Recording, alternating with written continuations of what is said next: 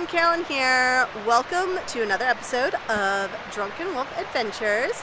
I am here in DuPont State Forest, freezing my ass off. It is 40 degrees, and according to WeatherBug, there is a wind chill, even though there's not really any wind, but it feels like 36 degrees.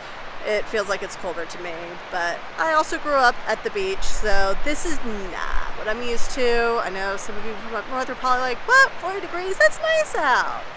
But I'm kind of regretting the fact that I left my gloves at home, and I'm debating whether or not I should run back to my car real quick and put on another layer. I brought a second pair of leggings to put over the ones I'm already wearing, just in case, because I knew it would be cold.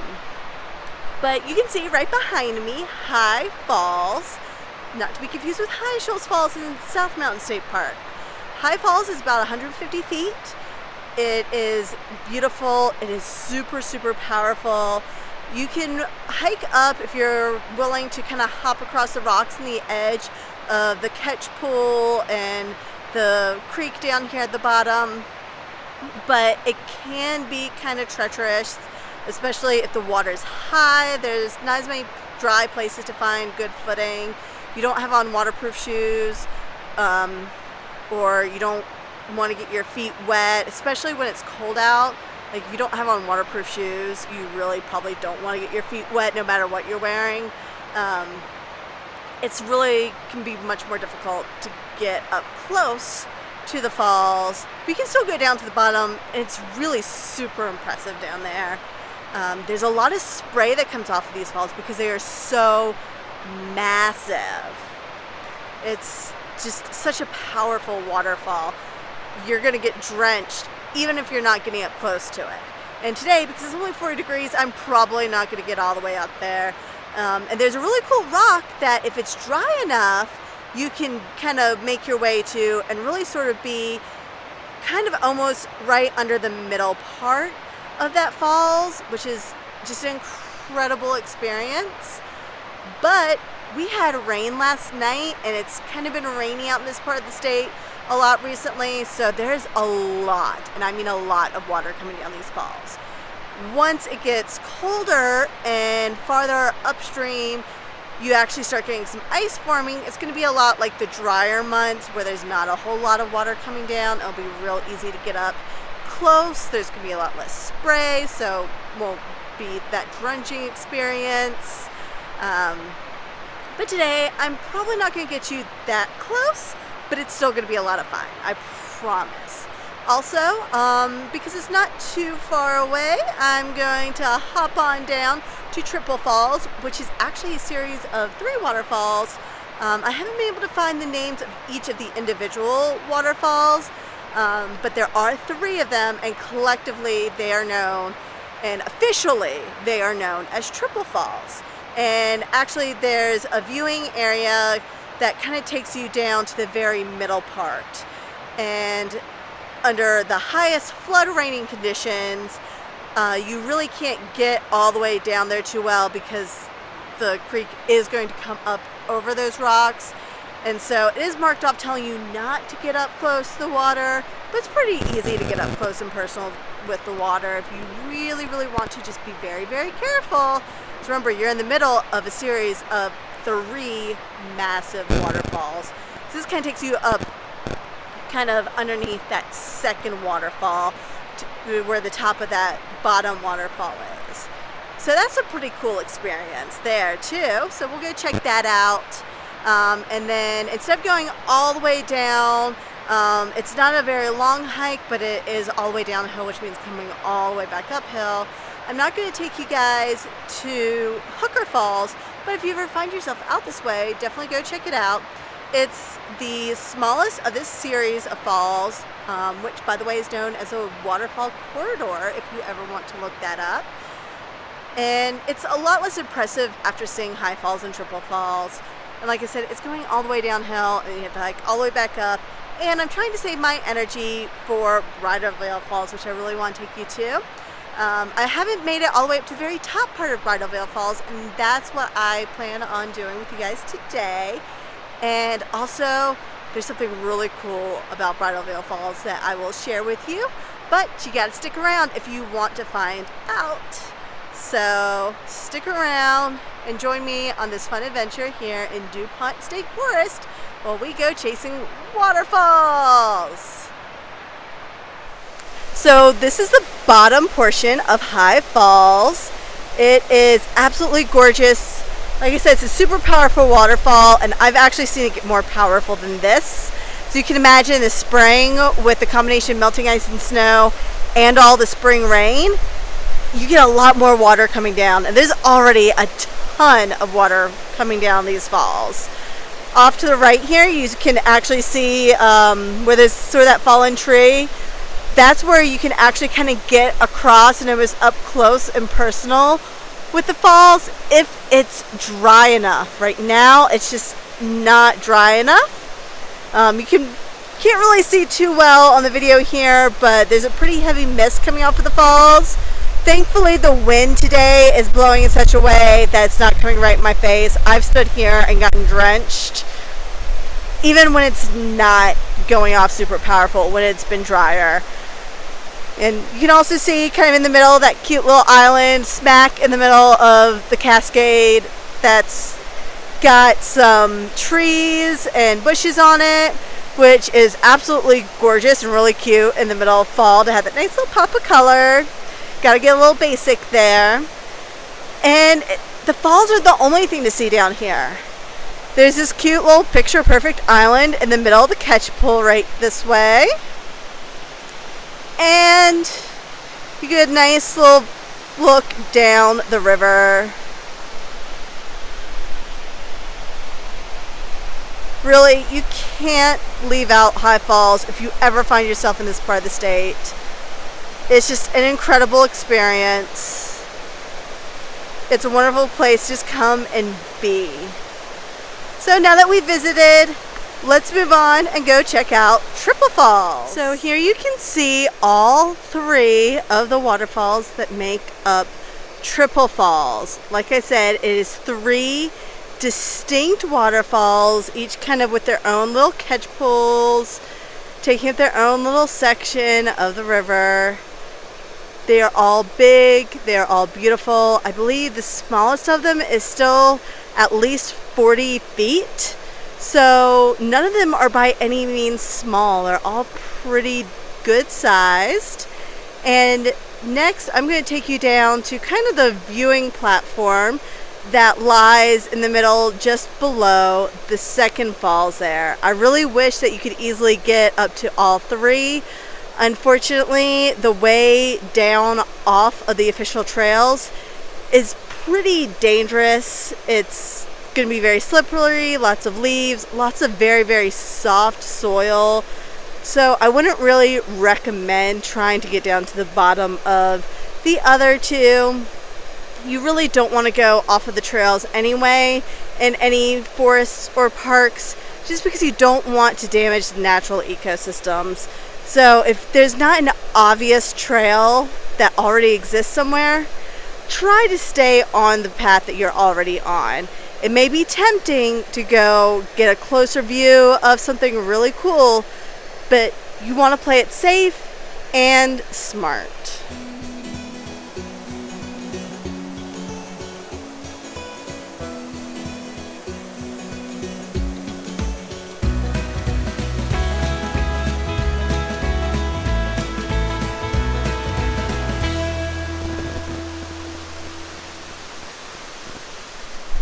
So here we are kind of in the middle of Triple Falls. In the video I just showed you, you can see it's just beautiful. Do be careful, the rocks here can be quite slippery. I'm actually a little bit beyond the part that's marked off. But if you're a beginning hiker, if you're not so sure on your feet, if you've got dogs or children, definitely stay behind those markers, because these rocks can get very slippery, especially when it's been really wet out. And you can also see just how powerful these falls really are. Remember, all that water you saw coming down from High Falls, that's all coming down these too. So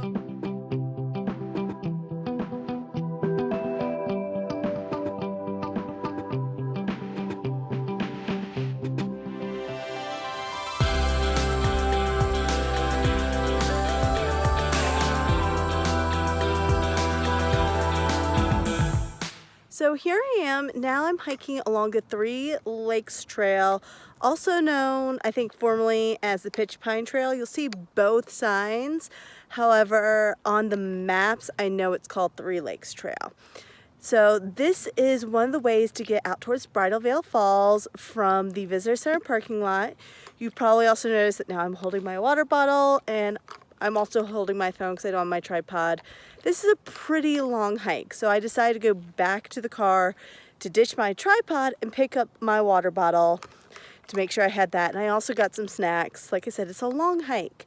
It's a little over 2 miles if you take just the ranger access roads out there. It's even longer if you add this hike, but it's gorgeous. These lakes are beautiful. You can see behind me kind of a nice little view of one of the actual mountain summits in the area. I think I accidentally called it Lake Julia. Lake Joanna is at the very end of the hike.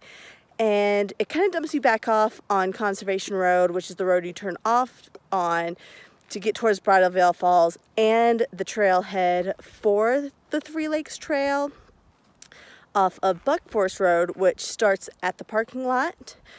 And down that way, you'll actually cross over a little bridge that goes over the little stream that's man-modified, not really man-made, but man-modified, coming out of Lake Joanna.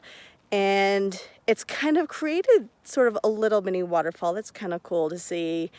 And you'll go on a little farther, almost to the stables, and you'll actually turn at a barn that's still used for storage and events to head out towards our next waterfall. I already dropped the name of it. I was trying not to do that, but there's still some really cool information that goes with it. So hang on, stay tuned. I know this episode's probably going to get a little bit long again, but it is worth it.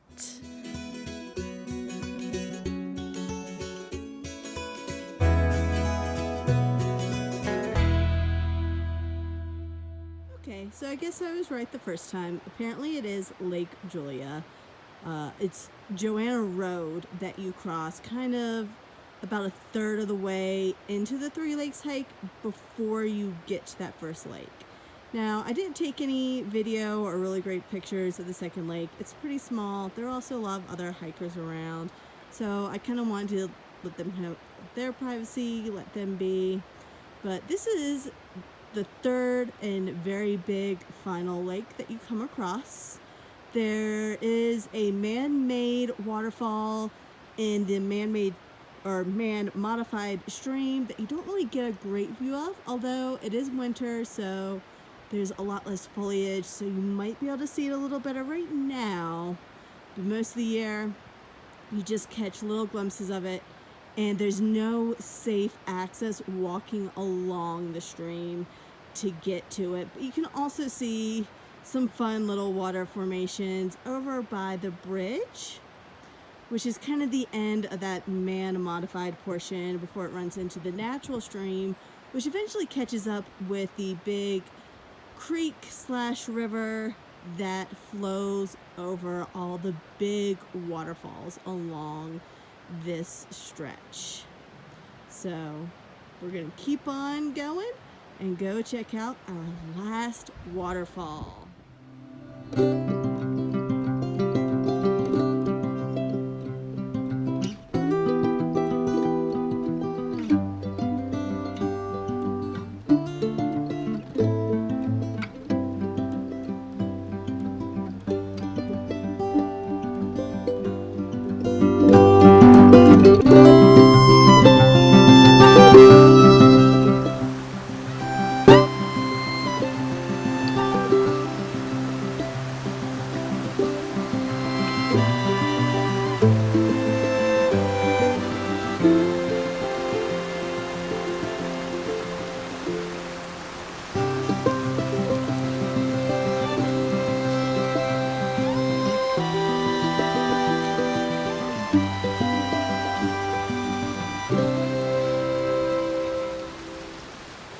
Hey, do you guys recognize the famous movie star right behind me?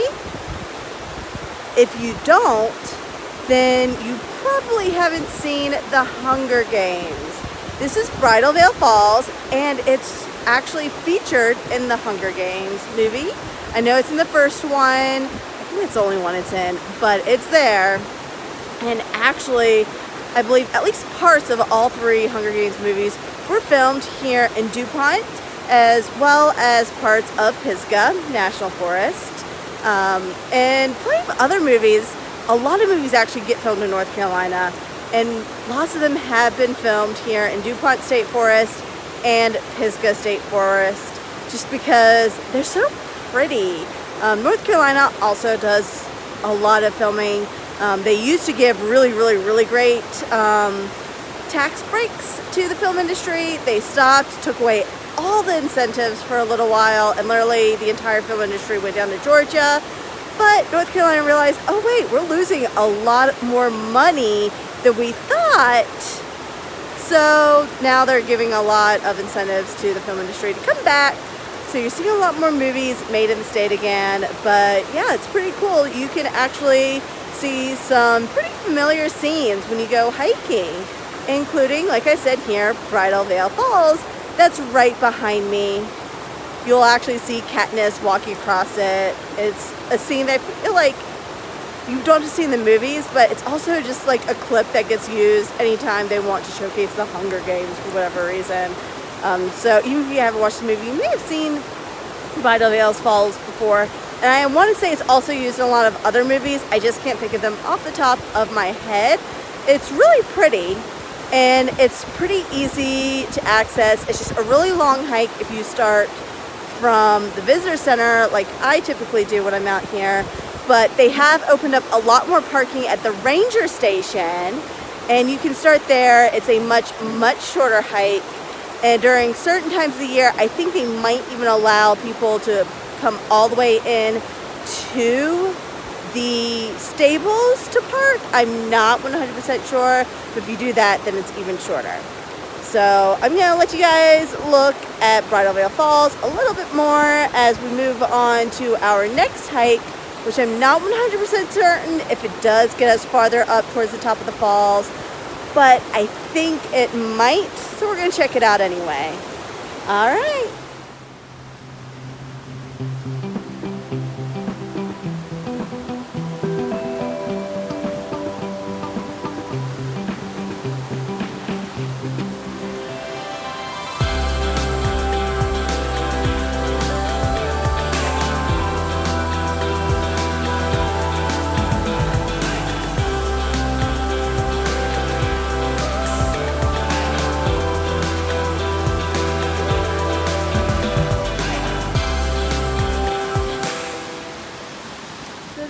I was at least partially right. This is the Bridal Falls Overlook.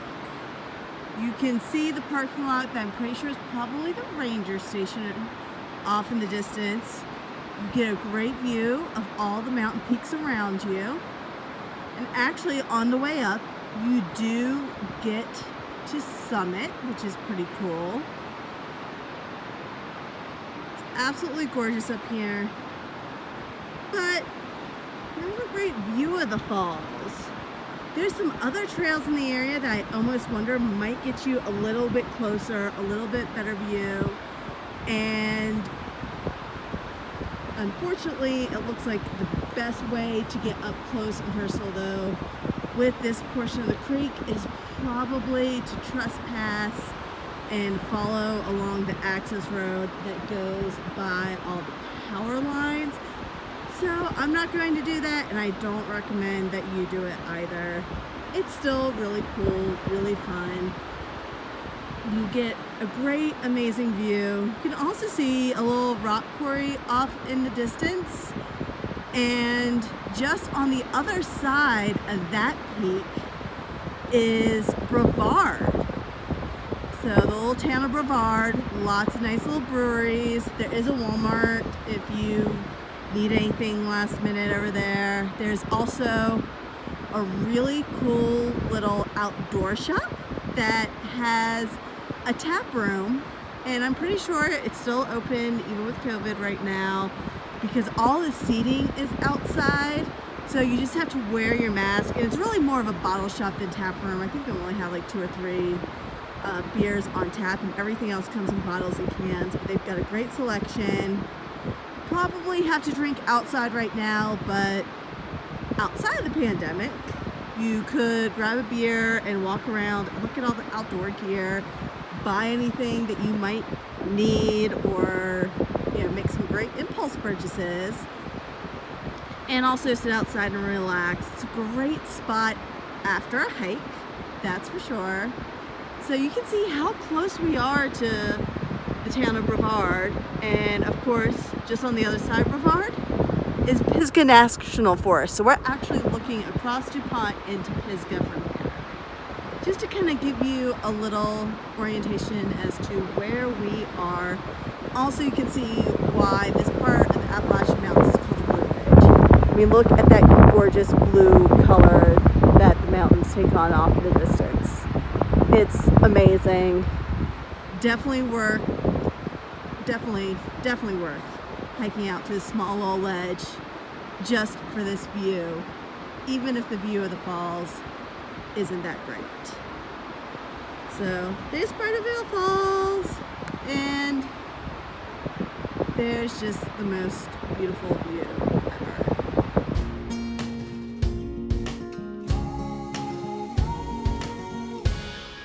Hey guys, so I made it back to the covered bridge, which means I'm almost back to my car.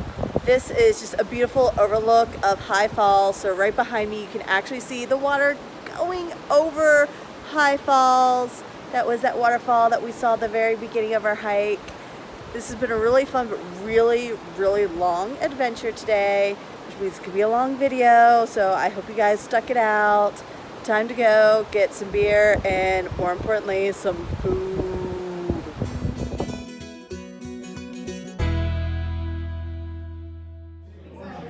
So I've made my final stop here at Asahi Brewing, which is a truly local spot right here in Brevard. It's right by the road that you would take into Pisgah National Forest. It's a really cute little place, but unfortunately they don't have food, but there is a barbecue spot next door that I might go check out. Because, trust me, I'm really hungry. And I got Haze, which is a New England style IPA. It's not really anything that I was expecting. IPAs are usually very hoppy. This is kind of light for an IPA, not a whole lot of hops, but they're there. It's pretty good. So if you're not a big fan of IPAs, this might be a good starter IPA maybe. It's very light in flavor, but I like it. I took a long time to get into IPAs just because for the longest time I didn't have any that were made with any of the good craft hops, so they all tasted kind of to me. It took getting into a lot of those kind of craft heirloom hops that have like those different depths of flavor that I really enjoy for me to actually get into these kinds of beers. So this is something that I probably would have liked even back in college when IPAs were something I avoided like the plague. So this concludes today's episode. Thank you guys for watching. I hope you had a lot of fun with me. And don't forget to wash your hands, pick up your trash, get out there and have fun. Thanks you guys. Bye.